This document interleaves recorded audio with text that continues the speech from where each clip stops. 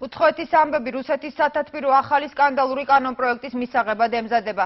იძინაე რასია არაკომერციული ორგანიზაციების შესახებ კანონში ცვლილებების ინიციატივით გამოდის. კანონპროექტის მიხედვით ორგანიზაციებს, რომლებიც უცხოური ორგანიზაციებიდან ან პოლიტიკოსებიდან ფინანსდებიან, უცხოელი აგენტების ფუნქციის შემსრულებლის სტატუსს მიანიჭებენ. დარეგისტრირება კი ასეთ ორგანიზაციებს ქვეყნის იუსტიციის სამინისტროში ცალკე რეესტრში მოუწევთ. კანონპროექტს დეპუტატები მას შემდეგ განიხილავენ, რაც მას იუსტიციის სამინისტრო უზენაესი სასამართლო და მთავრობა დაამტკიცებს. ევროკავშირმა ევროზონის ეკონომიკის სტიმულირებისთვის 120 მილიარდი ევროს მოცულობის დახმარების პაკეტი დაამტკიცა. თანხა ძირითადად ბანკების რეკაპიტალიზაციას მოხმარდება.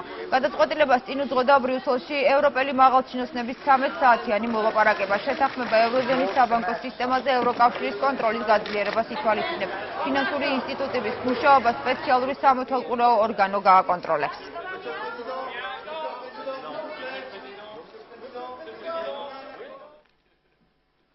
Banks can be recapitalized directly. ჩვენ ბანკების პირდაპირ რეკაპიტალიზაციაზე შევთავაზეთ. საამისოდ კი ყველაზე მთავარი პირობა ერთიანი სამეთვალყურეო მექანიზმის შექმნა იქნება. ქვეყნებს, რომლებიც კარგად იქცევიან, შესაძლებლობას ვაძლევთ ისარგებლონ ფინანსური სტაბილურობის ინსტრუმენტებით.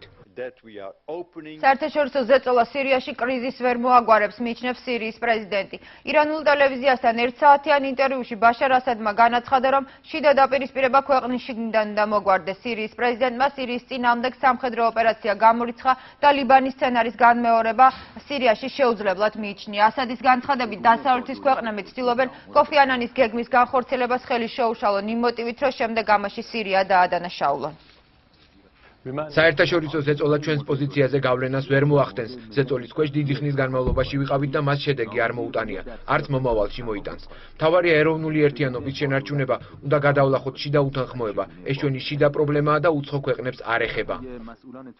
ათენის გარეუბანში 65 წლის პენსიონერი აივნიდან გადახდა. თვითმკვლელობის მიზეზი უსახსრობა გახდა. მარტოხელა მოხუც ბინის ქირისა და კომუნალური გადასახადების გადაუხდელობის გამო ვალი დაუგროვდა და ბინიდან ასახლებდნენ. საბერძნეთში ეკონომიკური კრიზისის ფონზე ბოლო დროს თვითმკვლელობების შემთხვევებმა იმატა.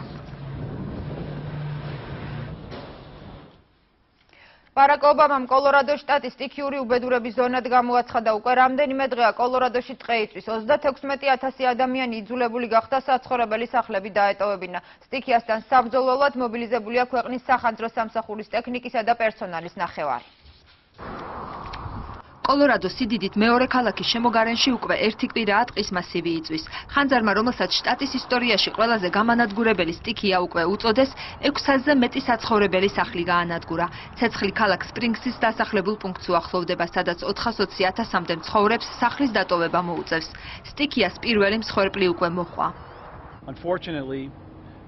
სამწუხაროდ დამწვარი სახლის ნანგრევებში ერთი ცხედარი აღმოვაჩინეთ. იმავე სახლიდან კიდევ ერთი ადამიანი ამ დრომდე უგზო უკლოდ დაკარგულად ითვლება. სამძებრო სამუშაოები გრძელდება. ცეცხლის ჩაქრობას 1100-მდე მეხანძრე ამ წუთებშიც უშედეგოდ ცდილობს.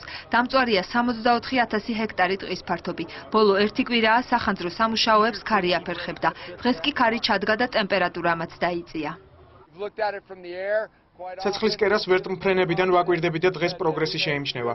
ამ დროისთვის ლოკალიზებულია ხანძრის 15%. დღეს მეხანძრეებიც არ დაშავებულან. სპეციალისტების შეფასებით ცეცხლის ლიკვიდაციას კიდევ რამდენიმე კვირა დასჭირდება. წინასწარი მონაცემებით ზარალი $3 მილიონ აჭარბებს. კოლორადოს სტიქიური უბედურების ზონად გამოცხადების შემდეგ შტატის ადგილობრივი ხელისუფლება სტიქიასთან საბრძოლველად ფედერალური სახსრების გამოყენებას შეძლებს.